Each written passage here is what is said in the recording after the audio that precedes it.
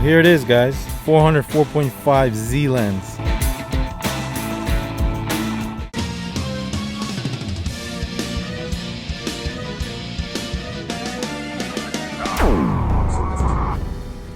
What's good, guys?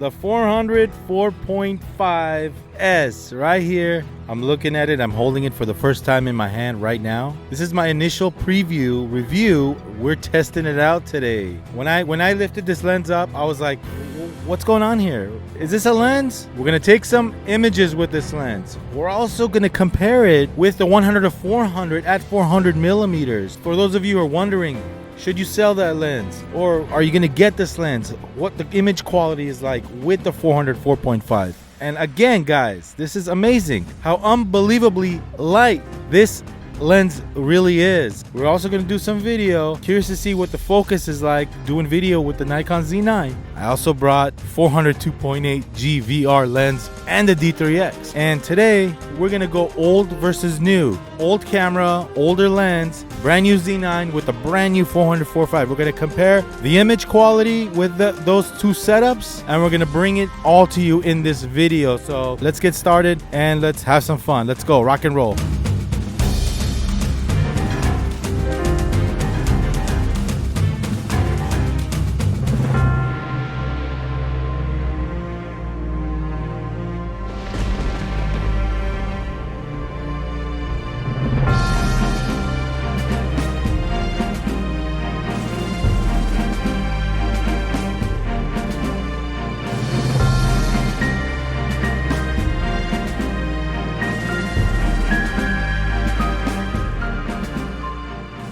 Hey guys, so all the lens info will be on the top corner there, my camera settings and which lens I'm using. I'm going to start this review off with a few shots from the 400 4.5. I'm using the Nikon Z9. These are raw files displayed in Lightroom, no adjustments made. As you could see from the get-go, these are some fantastic results that I'm seeing coming from this lens and this camera. Is the 400 4.5 Z lens sharper than the 100 to 400? How's the color? How's the background blur at 4.5? We are going to go through all that, and hopefully after watching this review, you'll be able to decide if this lens is for you at this time. So the Nikon Z 400mm f4.5 VRS lens. Well, what do you guys think? Look at the background blur here at 4.5. I am very much liking the results from the get-go. The contrast, the sharpness, and the background blur. Now, a key selling point to the 400 Z4.5 is the size and, of course, the weight. That's the headline for this lens, guys. The weight. Hand holdability. Hey, by the way, guys, check out these Osprey shots. Let me know in the comments what you think. We got a perfect sunlight and the bird, and this lens performed like a champ. Now, when using a 400mm in the past, you would tend to deal with weight and size. Hand holding the lens would be an issue. However, with this 400 4.5 Z lens, it delivers results with the Z cameras. Sharpness, look at that. Look at the sharpness around the eyes. These shots were taken around almost sunset time. So if you're worried about this lens being a 4.5, well, I'm at ISO 1600 here, and look at the results. All right, guys, so now we are going to test the 100 to 400, which we have right here on the Z9. Take some shots with the 400 4.5, and we're going to compare the two at 400 millimeters to see if we see any differences and if it's worth upgrading right here. Mosman's doing his thing right here. As you see here, I'll be using the 100 to 400. The images will be on the right side of the screen. Now, this lens comes in at about 1,160 grams. It's about 41 ounces, 44 ounces with the tripod collar. All right, here we go, guys. Here is the results. Side-by-side comparison using two Z9s and two different lenses. The 400 Z4.5 and the 100 to 400 at 400 millimeters. Now, this first set of images, the 100 to 400 is at 5.6. The 400 prime is at 4.5, both shot wide open. Same thing here, guys. The 4.5 on the 400 prime, 5.6 on the 100 to 400 at 400 millimeters. I see some differences. The 400 4.5 is a little bit sharper, What do you guys think here as I'm cropping into this image? The left side, you got the 400-4.5Z. The right side, you got the 100-400 at 400 millimeters. Judging from these results, it's not a little sharper, it's a lot sharper. The prime lens is outperforming the 100-400 at 400 millimeters, as you see here in these results. Now, let's do one at 5.6 with both lenses. Both lenses at 5.6 here, and let's see if we see a difference. It's the 4.5 lens at 5.6 just got a lot sharper. Now, for those of you who are thinking of putting the 100-400 for sale, I got a question. Is versatility important for you guys when shooting? You got to think about it, because you're at 400 millimeters the whole time, and if you like versatility, you know, that's something important to think about now.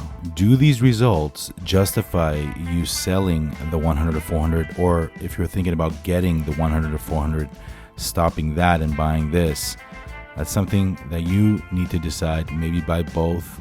Here's some interesting results, both at 5.6. Thanks, Mozman, for modeling for me here. But look at the detail of the hat, flag, and the glasses here when I'm shooting these portraits. Here is another shot taken at 5.6.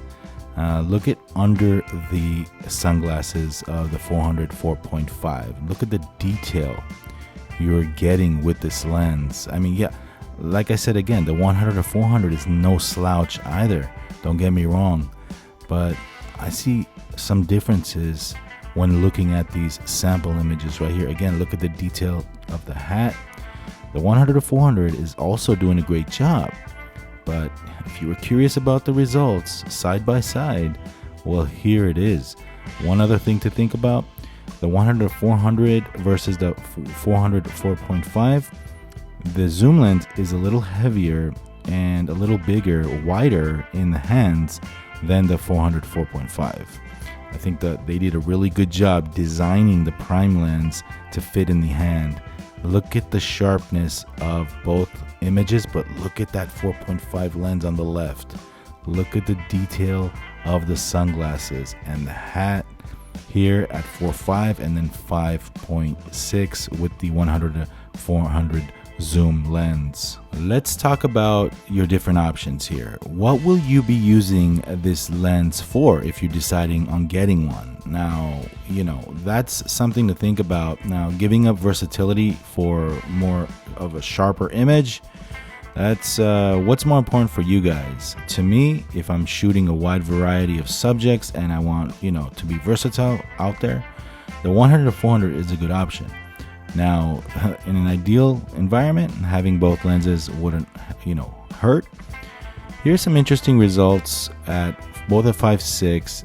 As you can see, the results are what I saw earlier, with the 400-4.5 being just a tad sharper and the 100-400 at 400 millimeters. Now, here's one at 4.5 and 5.6. I'm also noticing the 400-4.5 a little more contrasty right out of the gates. Let me comment down below. Let me know if you see the same thing. It's a little more punchier, I think, the image versus the 100-400 at 400 millimeters. Let me zoom in here to the focus point where I set my focus point on both sample images. One more thing to think about, the zoom lens is quite a bit less expensive than the 400 prime. We're at $2,700 for the 100-400 and about $3,250 for the 400-4.5Z lens. I'm so surprised at how light that thing is. That combination with the 400-4.5 with the Z9 even. Yeah. The Z9 is really, really, really, really nice. It feels really good in the hand, guys. And I'm loving it. I'm loving it. So let's take some more pictures with it. There won't be any complaints about the weight on the internet about this lens, that's for sure. No, not at all. And if you're wondering why I'm using this mic out here, I get better results using this mic with the wind out here than if I use the lapel mic and we're just getting too much wind. But I have to hold this mic because I can't attach it.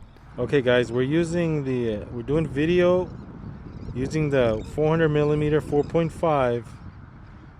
Doing video on the Z9, and I have it on wide area AF, and it's transitioning focus smoothly, as you see here. Wide area AF.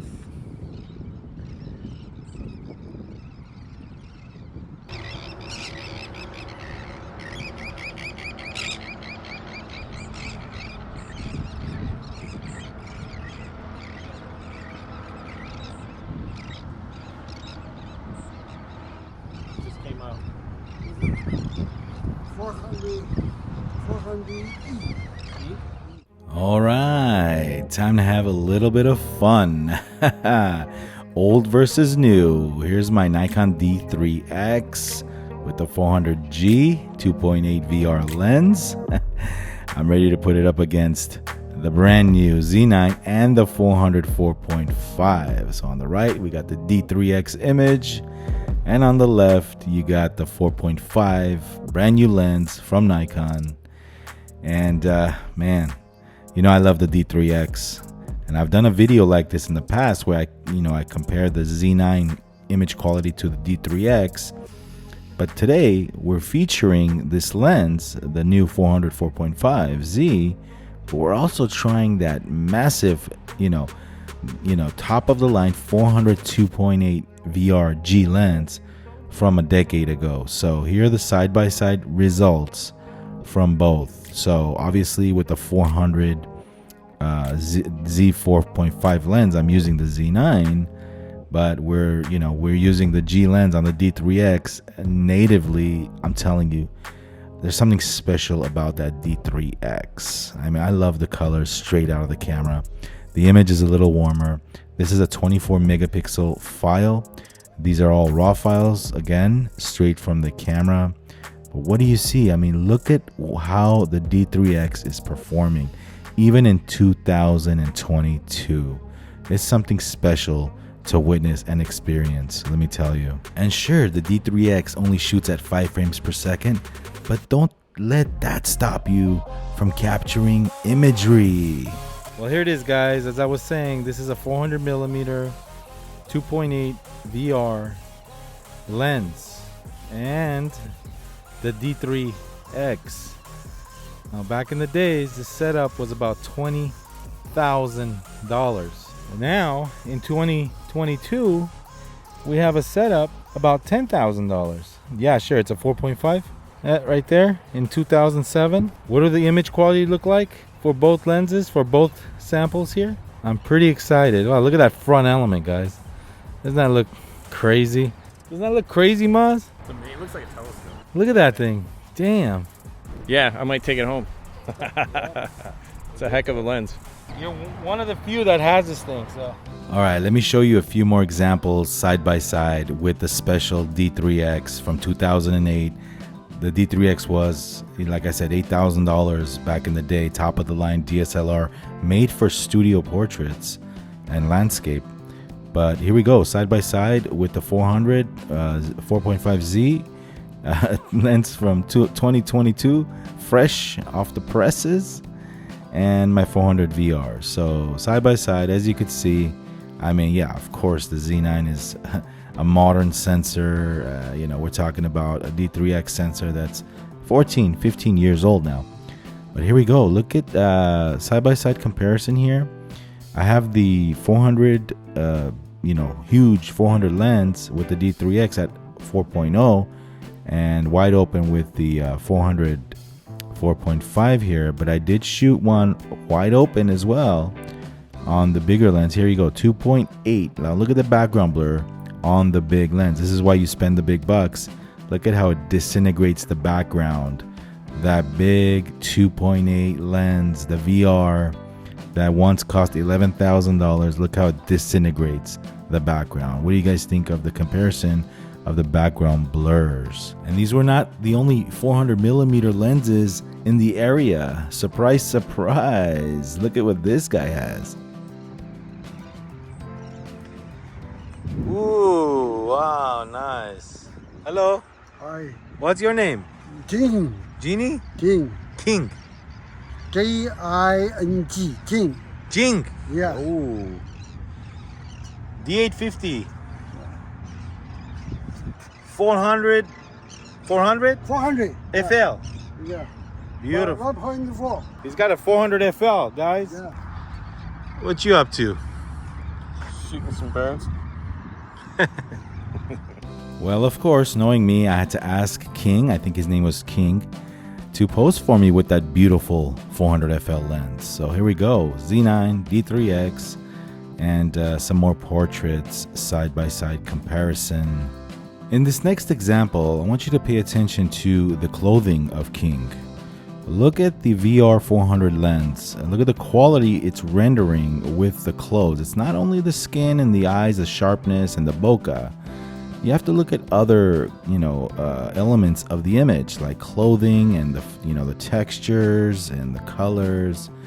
It's, they're very similar, but there's some detail it's hard for me to explain it, but I guess the best way to put it is it's the D3X with the 400 VR G lens. It's more of a filmic look to the image, more analog than digital. Here's some sample images of the Z9. Man, the Z9 with this new 400 f4.5. And King is shooting these birds with his D850 and 400 FL lens. Amazing.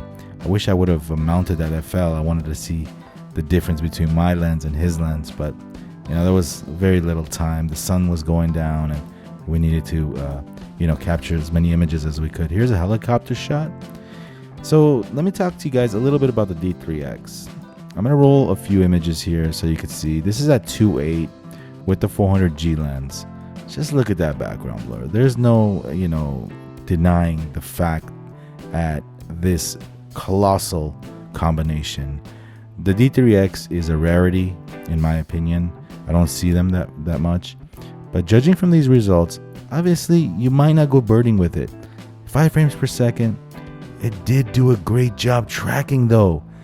I was very surprised. At 5 frames per second, I have area AF 3D on the D3X, and the switch is right on the camera body. There's 3 settings, only 3 settings: single, area AF, and automatic, which I'll show you in a minute. But look at it, it detected these birds. I was tracking them and it did a heck of a good job. I'm telling you, better than I expected.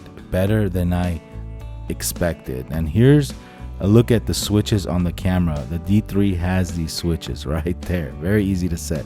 One thing to keep in mind, the D3X is no low light monster, so but the results were pretty good. All right, if you're wondering how the 400 f4.5S performs with a teleconverter, 1.4 times TC, you'll get a 560 millimeters at 6.3. Here are some sample images of that with the new lens, the 400 f4.5 with the TC on at 560 millimeters. Here's this bird capturing dinner. When using the TC with the 400 f4.5 Z lens, I noticed that the camera had no issues tracking the subject with the TC. Now obviously you're going to get sharper images without a TC in any situation. However, these results speak for themselves. In the past, when using teleconverters with DSLRs, at times we'd get subpar results. But with the new Z teleconverter and this lens, you'll be happy with the results. Let's close this review with a few more images taken without the teleconverter, the 400 f4.5. My conclusion, guys, this is an awesome lens. I highly recommend it for the price. If you really need a 400 millimeter, it's an excellent buy. Compared to the 400Z 2.8, you'll save a lot of money. And by the way, this is one of my favorite shots of the evening, the sun and that silhouette of that bird. These next shots is with the 24-70 Z 2.8. I love this lens. I thought the colors of the water and the sky were amazing, so I thought I'd share this with you to end this review right here. All right, guys. Well, this was a lot of fun, huh, Moz? Had a blast. Long day, but got a lot of good shots in. Ooh. Look at that. Wow. Right past us. Anyway, this was good. What were your initial impressions from the 400 f4.5? Well, it's light. It's a lot lighter than the 1-4. You wouldn't think it would be, but it's lighter. It focuses a little quicker, and it's going to be a hard choice between the two. I'm probably going to end up keeping them both. I don't know that I can choose. Speaking about keeping them both, this thing behind me, the same thing. The thing is light, man. I could shoot with that 400 all day, every day. But it surprised me. The weight surprised me. You could shoot that all day. Now this thing, the 400G, this thing has its place. You know, this morning I was like, should I sell it? Should I not sell it? You're gonna need something like this when you're doing sports, baseball, you know, whatnot. The 2.8 comes in handy. I'm not gonna spend $15,000 on the 400Z 2.8, but I have a 400 2.8, so why do that right now? So anyway, guys, thank you for watching. Hopefully you enjoyed this video, and we're gonna cap it off with a beautiful sky right here, and we'll catch you on a future video. Any last words, Mons? Rock and roll. Rock and roll. See you later. Look at this. Yeah. Rock and roll. Hey, what's good, guys? Vahagan here from Vahography. If you like more rockin' videos like this one, go ahead and check the videos on the screen and subscribe to this channel, Vahography. Rock and roll.